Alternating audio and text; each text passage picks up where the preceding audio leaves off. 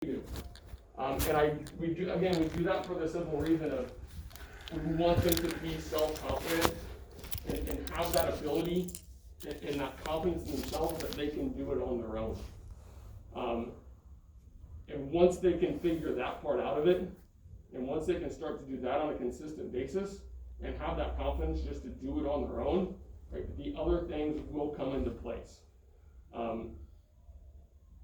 And I think as we're going, is the girls, we see them going consistently, so they're having success doing it. It's not all the time, right?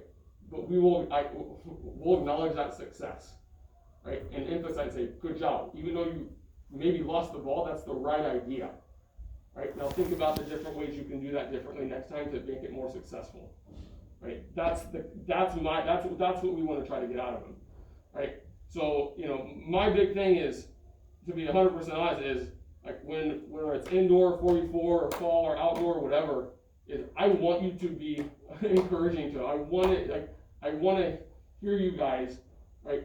But I do not want to hear you telling them exactly what to do, because I want them to make their own decisions, and I want them to make mistakes. The only way they're going to learn from it is if they fail, right? If that's their mark and they don't mark up, and we're screaming at them to do it, right? Well, hopefully she just learned a lesson, right? I don't care about winning a game, do you? Not at all. Tournaments are maybe a little bit different, right? Because those mean a little bit more. But any league, I do not care. Girls ask me, what's the score before? I have no idea. I think the girls need to win games to keep them motivated, to like the sport, to keep the sport. As an adult, I agree. We don't care who wins or loses as an adult. As a kid, the only games they've won has been that tournament. They have not won any other games this season. So they're very, they want to win to keep them motivated to know that they're doing well. That's how kids see success. They're not as smart as we are to know that it's a bigger picture and all of that. I think they need to see some of that win, see some goals, make it in, just to keep them motivated. Because I have that conversation with mine all the time. It doesn't matter if you win or lose. I mean, you forget the game next week. But in their minds, they're like, yeah, it does. So I think there's a balance there on when we're 8 and when we're a little older on how we see the win.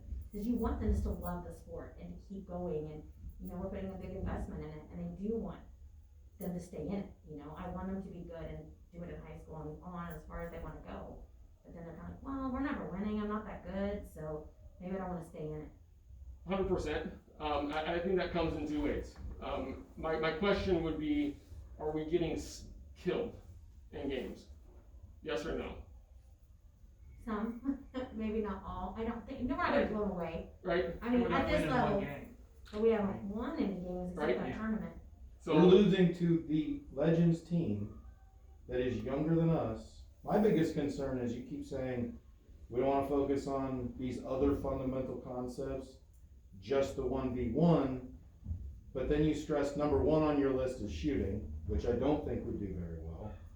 Number 2 on your list was winning the 1v1s, and number 3 was passing, which I don't see us doing at all. But I see that team taking a knee collectively when our player gets hurt, which means there are fundamental concepts that are being coached into that team, which is a Legends team, that I don't see us doing. That was my frustration on Sunday. Can I ask you, what fundamental, besides, I think that's goes across the board for any team, that most teams do that, right? But what other aspects of the game was she emphasizing that we weren't? Because from our perspective, I can tell they're practicing it. When their team that's a younger team than ours is capable of firing shots from outside the box, and our team falls trying to figure out how to take a shot, that's a big difference. When our team doesn't line up for sets, right, penalty kicks or whatever, their team understands how to get organized around that. That's a big difference. We're screaming at our players what to do in the game. They already know what to do. You're trying to coach into the game the fundamentals. the girls don't even know what you're telling them to do because they're not practicing. That's my biggest complaint with the situation, is that we're trying to force them to learn things that are fundamental parts of the game in a game where the only messaging they're getting is skill, skill, skill, skill, skill. And I can tell you, maybe everybody's not speaking up, but there's a lot of frustration that we don't understand why we're seeing other Legends programs. My other kid's in Legends. She's 6. They focus on triangles, spacing, passing, where to be. We don't appear to be doing any of those things. And we're 9, maybe even a little bit older. So I don't understand why we're not at least practicing some of the fundamental concepts to go out and execute the skills we want to be executing based on understanding even where we need to be or what our assignments are. And just yelling at them, whether it's you or it's us, yelling at them to do things in a game that they're not seeing in practice isn't going to work either way, in my opinion. Okay, so I think comparing us to is that academy team is very equivalent to us as the older pre-academy team in a sense of we are working on the exact same things. I can tell you 100% that they don't go there in practice and work on how to take a goal kick. They work on it in games. Okay? I can tell you that they do not work on how to do certain things and throw and stuff in a practice. I know that 100%. Okay? Right? So where are you ineffective at coaching it on the field? If they're getting it and we're not, where are you ineffective at educating them to do the same things in the games that we're playing versus the games that they're playing? Because several of the girls on that team, my daughter was in the Futures program with, and they are light years ahead in fundamentals. Just on watching that game on Sunday, light years ahead. So where is the difference? Well, I would say the difference is, personally, I mean, I don't hear, like, they're getting instruction from one person, right? And it's enforced by those 2 people that are coaching them, right, over and over again, right? And they don't have 15 people screaming at them to do something that they don't know what they would do. They're making mistakes over and over. You hear Jen, the coach of that team, right? Well, let me ask you, is the main thing she said in that game, pretty much the only thing she said was, don't be a train, get control of the ball and do something with it, right?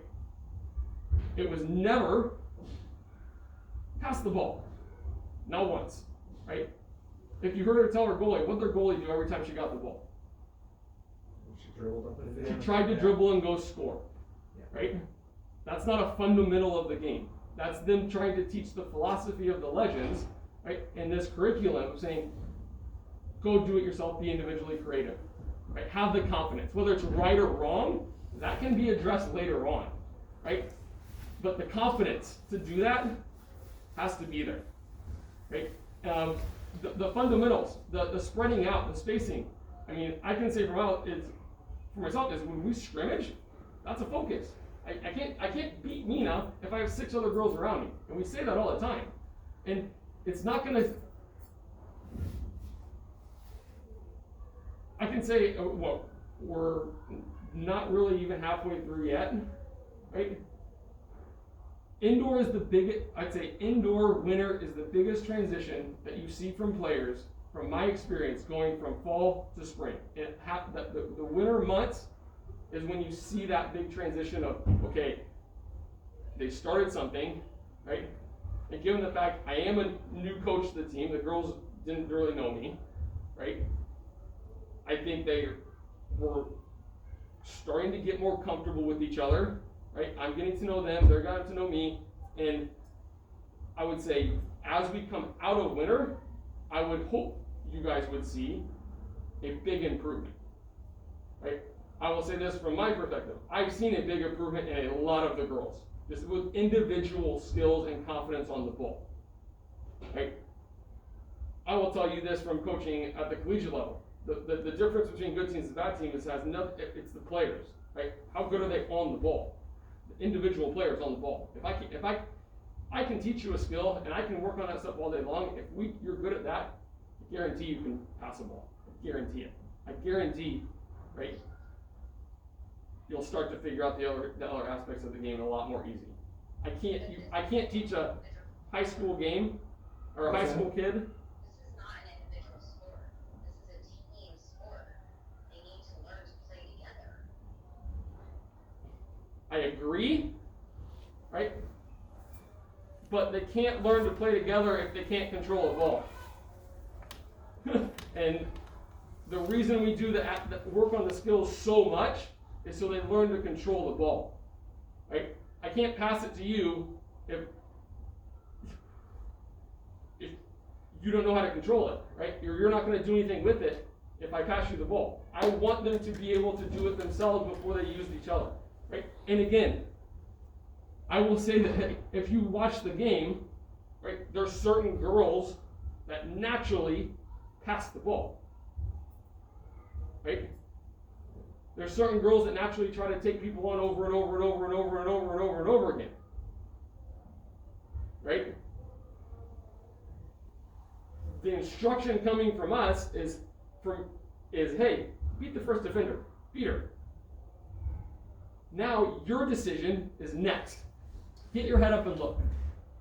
So, Whether you pass the ball, whether you need to take her on, whether you can go score. But I want them to make that decision. I don't want that coming from us.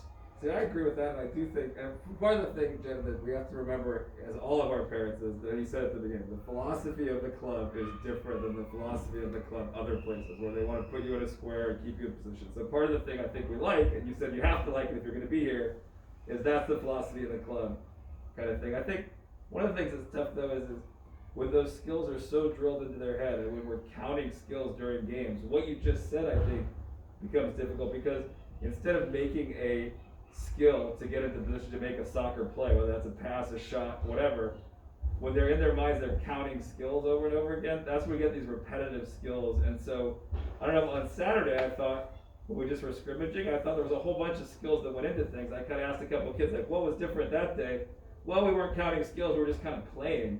And I don't think that's not anyone's fault. Like, I think they're young kids. They get, you know what I mean? Like, so it's almost like an army. If you tell them to do something over and over, that's all they're going to do, kind of thing. And I think sometimes we get trapped in that, right? Instead of just saying, hey, go in practice, you can hit the skills over and over and over again. I wonder if in the games, if we just say, use those skills and go play and just see what happens for a game or two. And I totally get, I mean, you probably do need to tell us to shut up, and we probably should listen to that kind of thing.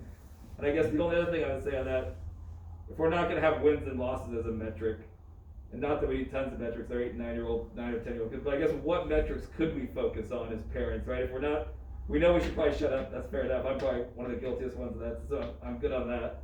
But what things, if it's not wins or losses, what are things like? What are we measuring? Yeah, exactly. Right? Yeah, How do that's we- a fair. Go for it.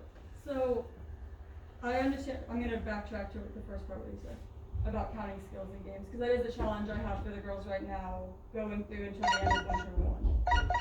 Sunday's game, we didn't keep track of skills. And we were outskilled by the other team in high margins. Saturday, again, we scrimmaged, we played, we didn't track skills, it was supposed to be fun, and it was, and the girls were creative, and it was fantastic. But even in situations where we're not counting, it's still not there yet. And so what I've done, as we do 1v1s, because again, we have a challenge for winter 1v1s at practice, is not only do you have to do a skill in order to score, but that has to be an effective skill. The skill doesn't count if you just do it in space, and I've explained this thoroughly to the girls, and they understand it pretty well now, is the skill has to beat the defender. It can't just be a skill to be a skill. And if it is, it doesn't count. It's great, you did a skill, that's fantastic, but it didn't get you that check mark that you needed in order to score. And so we've been doing that for about 3 or 4 weeks now, and I think that it's helping. We just needs to be applied to games, right?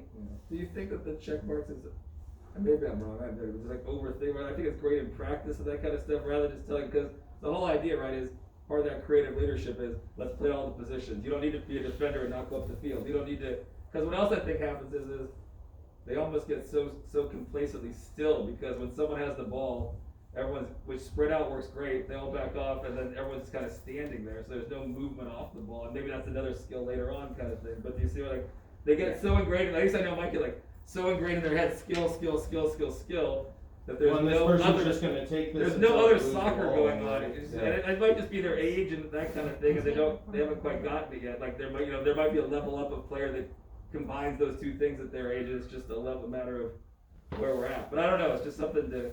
I would Yeah. kind of agree with that, in that knowing that the other player is gonna just take everyone on, you don't really have an incentive if you're on the field to follow behind them, or, you know, make an Agreed. overlapping run or something Agreed. like that. You know, become an anchor out there and just, okay, I'm gonna wait for them to either score, lose it, and then I'm gonna go after it. Agreed. So I think this is where something that you probably don't see, because you can't be in here, is we do work on some of that stuff, right? It is emphasized in practices. Like, I know she does a lot of the 1v1s, right? Some of my practices, I don't do a lot of 1v1s, right? Because I know she does that game. I change that stuff up a lot, right? And I know we've talked, and I know she changes it up sometimes too, with how they go about that 1v1, or that 2v1, or that 2v2, right? And emphasizes that second run, right? And what the person off the ball should be doing, instead of just standing there, right? I play a lot in mine, but I play with restrictions, right? Of putting girls in, okay, there's only 2 girls in this half and 2 girls in that half. You can't leave, right? So how do we solve that problem, right? But it's still a skill base. You still got to beat the first defender to know what's next. And I think as we go through the process, it becomes, okay, once the girls start to figure out they can beat that defender and start to do it on a consistent basis, right? That's when we say, okay, you beat her. Now you're doing it on pretty much every time. Now what's next? Okay, before we run out of time, I just wanna say too, like, we believe in the philosophy, we pay a lot of money to be in a club. It's not a rec league, it's the club league, right? I feel like all the team members, whoever's we're playing against or on our team, whatever, they should have that same commitment. It is a club, it's expensive, so even believing in the philosophy and skills and everything, you should still see progress. We should still be seeing progress. We should not be, I feel like we're backtracking. I haven't seen progress at all this year. I feel like my kid's the same as she was.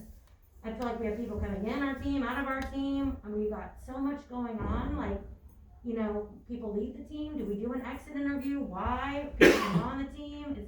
Is it considered to be like, hey, you're being upgraded, or where did you come from to join our club, our team? Like, it's a club sport. To me, it's like an invitation. We're not in the rec league anymore. Anybody play will make it fit. So I feel like there's all these things happening all the time. We're not progressing. So even, like, we're not against the skills and we like the philosophy here. What can we do, like, from you all or us, or, I mean, again, we have 7 parents out of the whole team that are here tonight. Like, what of kids? But what are you gonna do? What are we gonna do? How are we gonna progress? And I guess What are we that doing? metrics Yeah. question you were going to answer. Yeah, so I'll disagree. I would like to, the challenging and embarrassing, that I have for my child is whenever, you know, the other teams, they mark up right away. Our teams aren't marking up. We had an athlete that was hurt on our side. The other team kneeled, while our other team just kind of looked around and when is that stuff taught? You know, because I'd really like to see our team do that sooner than later. Them scoring really easy because we're not marked up. That's pretty embarrassing. See, I 2 things. I have seen progress, 100%. Okay, so I 100% disagree with you on that. I being new to the team, I've seen a ton of progress, right? As a team as a whole, and individually. Okay, when I first started with this group, like, some girls weren't doing anything. Like, they would try stuff here and there, right? I would say they weren't as aggressive in certain ways, more so with the ball, like, it was more, I don't know if it was sloppy is the word, right? But I have seen a ton of progress within certain players, right, that they can consistently do what we're asking and beat players and then make decisions on their own, right? It's there, right? And, you know, I'll use the situation, I'll point out a couple, right, right, last game McKenzie beat 4 girls on the wall like 2 or 3 times to get out, right? That's what we want, right? She got fouled one time, ref didn't call it, right? But that's exactly what we want, right? And that's not something Mackenzie was able to do at the end, even of last year. Right. Look, guys, I'm Right, definitely so, no, not I'm just pointing out, so questioning like, the development of the skills. I'm just saying, but to me, that's the first step in it, and it has to be a consistent basis. It has to be a consistent thing, right? And if you hear what we're saying is, you have to trust that we're saying the right things, and it's I'm 100% saying every single time, right? Take her on, right? But you got to know what's next, right? And that's not put your head down and run, right? It's getting your head up and looking, right? They will make that decision on their own, whether they want to do it. And I want them to make it on their own. I want them to make the right decision sometimes, and I want them to screw up all the time, right? Because they're gonna learn from it. And we have to be okay with them not having success, right? But emphasizing the right thing inside of it, right? And continuing to do that over and over again, right? They're still young, right? We don't know where they're going to be by the end of the year, right? But I have confidence that if we stick on the right path, right, of 1v1s, 2v2s, right, 2v1s, and keep putting them in those scenarios, right, it's going to happen. Right? We just got to give it time. Right? It can't be a snap of the fingers. Oh, they're too. I don't like comparing to other teams. I hate it. Right? Because we're not that team. Right? Simple enough. Right? I agree with certain things that we've said, and we need to do a better job and maybe have an outdoor practice here or there. Right? To go over certain things that involve their inside of the game. 100% agree with that. Right? Do you feel like, But, did you coach both teams, academy and Yes. academy? And I've always been told they should be one, really, and it's like they should be the same skill level, same level, really, because, I mean, they shouldn't be that far apart from each other. They're the same age and everything, right? Do you feel like they're relatively close, or do you feel like there's a big gap between I them? disagree with that. That was a Legends person that did tell me that. Okay, well, I'll say this. One time, but that's okay. I mean, no, they just said they shouldn't I be that disagree far with that. apart. So They should I be able disagree to with that, and I'll tell you why. The things I see inside of, and this is from my experience across the board, not just here, and I think COVID has played a nightmare inside of a lot of it, is the top players on that academy team play all the time, right? They're there, our practices, extra practices, playing for here, playing for there, they're playing all the time, and they're at home doing stuff all the time, right? I think that's the difference, is that mentality of, I always want the ball at my feet, right? From my experience across the board, right, I think that's the main difference between those academy players and the pre-academy. I think there's girls on this team that I think have the potential to go, right? But, and I think some of them, I think the skill level is getting closer, right? But to me, the biggest difference is that it's not meant that they want to go all the time, right? And having a ball at their feet all the time helps them, right?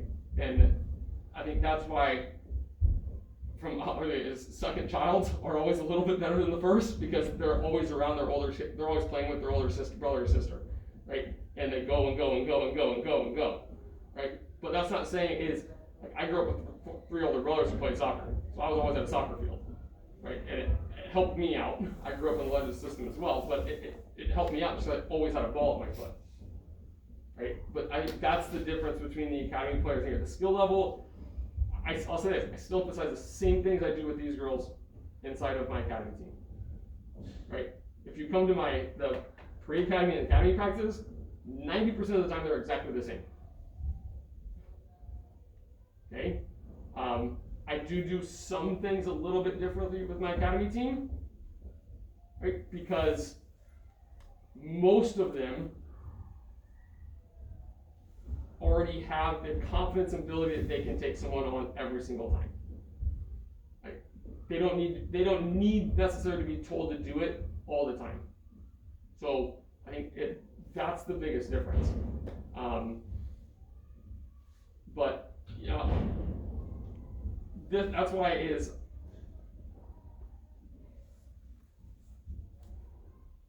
Feel free to, I mean, again, girls come, I don't care if you come to both practices, right? Join us, right? But this is that part is I wish you could watch, right, and see, because I think that's where the disconnection a lot is coming from, is we need to be more vocal in what we're trying to get across, right, to you guys, and we can do that, and I'll take responsibility for that, 100%. I think that would help Okay. a lot. Right? And maybe what we can sit down after this, or sorry, because I got to coach, but later this week and figure out what that looks like, and kind of be more vocal on what we're trying to do, right? But within that, I think we need the trust from you guys that we're doing it, right? And that we want to coach, right? I like when both of us are there, because then one of us can be focused on the field and one of us can be focused on the players on the bench. Right? Because what I was trying to do in the game Sunday was talk to the girls as they were coming off the field, right? And what I saw, what they did well, and what they could do a lot better, right? And then we can address individual scenarios like, right, you beat her, you put your head down, right? That's when the girl won the ball. Or why are you beating her and taking a big touch when you know there's 4 other defenders behind her? Right? Gotta keep the ball closer to you. Right? Or the ball's on the wall, right? We gotta get it off the wall. Right? Can you shoot from that angle? No. You might look at whoever in the middle. You might get your head up. Right? Yeah, I agree with what you're saying and understand the individual skill and knowing and, you know, having the one-on-one interaction, but what are we teaching when there's 4 girls on our 1 girl and they're just trying to, you know, outskill that, and it's not appropriate. They need to find their teammate and pass to them so that they can get away from the 4 girls. We have that a lot where we get swarmed and we're just trying to hold on to the ball and, you know, do skills around them, and then we lose the ball. I understand the purpose when it's 1, you know, 1 versus 1. I get that, and they're doing a great job doing that. But when we're getting swarmed 5-on-1, 4-on-1, and then that concept isn't working as well. What are we teaching them so that as the parents are screaming pass because we think that's the right thing to do at that moment because they need help? You know, I feel like they're not looking up and looking for their teammate because they're so focused on this 1v1, even though it's 4-on-1 usually. And I think that's the next step that we're working into. Right now, we're trying to get them to that individual skill. Obviously, Mackenzie's got that down pretty well. She did it multiple times in the game. At the college, at the pro level, are we gonna tell the player to take on 4 people? Probably not. But they went through many steps to get to that point, and we're just scratching the surface of that progression. And doing 2v1s and 2v2s and 3v3s at practice, that's the next step of the progression. Is, okay, now you're confident in beating that first player. Is it the best option to beat that player? Is it the best option to find a teammate? Is it the best option to shoot? And I can't say every single time this is the best option, because it could be the best option. Mackenzie could do a simple scissors and be all four and have a shot, and that might be the better option than playing it off to somebody else who's marked or doesn't have the angle for the shot.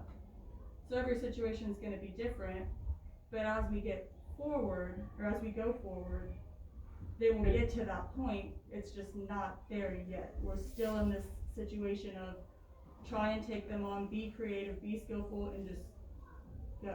And adding on to that, I want them to make the decision on their own, because if they think they can beat the girls, beat them, right? Let her make that decision. Let us say, hey, was that the smartest idea? Let her answer that question, right? I ask a lot of questions because I want them to start to put it together, right? And that's, I think, we think of practices as lessons, games as tests, right? And if we're all over them on test day, right, and giving him the answers and trying to tell him what to do all the time, right, then we're helping them out too much, right? I think there's a balance there, yeah, because no, and putting them in too many situations to fail can be just as counterproductive, because if they start to feel like I'm being told just to win, and I keep losing because I'm trying to win an impossible battle, like 1-on-4. I mean, if what you tell me is true and we're bringing them off the field and we're trying to coach them out of that impossible situation and to look for alternatives, I didn't know that was I happening. mean, that's what I think you guys have to, and I like this conversation because I think you guys, it is happening, but you guys have to trust that we're trying to do the right thing. Like, I agree, success needs to happen, right? But we have to point out the small successes as well that led to the mistake, right? You did phenomenal, right? You smoked that girl with a Maradona, right? But then you dropped your head and you just tried to run. Well, that's where the mistake happened, right? A good thing happened. You did the right thing, right? What happens next is probably needs to change. But let them answer those questions. I let them make the mistakes so then we can solve it. It's gonna happen again, trust me, right? It's gonna happen again, right? But we keep having to reinforce that thing. You gotta get your head up, right? So if I hear what you're saying correctly, we as parents are not going to hear that coaching happening in the game. It's always going to be something that more or less is happening after you get an opportunity to kind of counsel with. Not all the time. I'd say it's more likely for me to have conversations with them, because I don't want to interrupt their thought process in theirs, right? Because that's their playing, right? And I will talk to them, and we will instruct them on certain things, right? But I think the coaching side of it comes off the field and saying, again, that's why I like when if we can both be there, if our schedules allow it.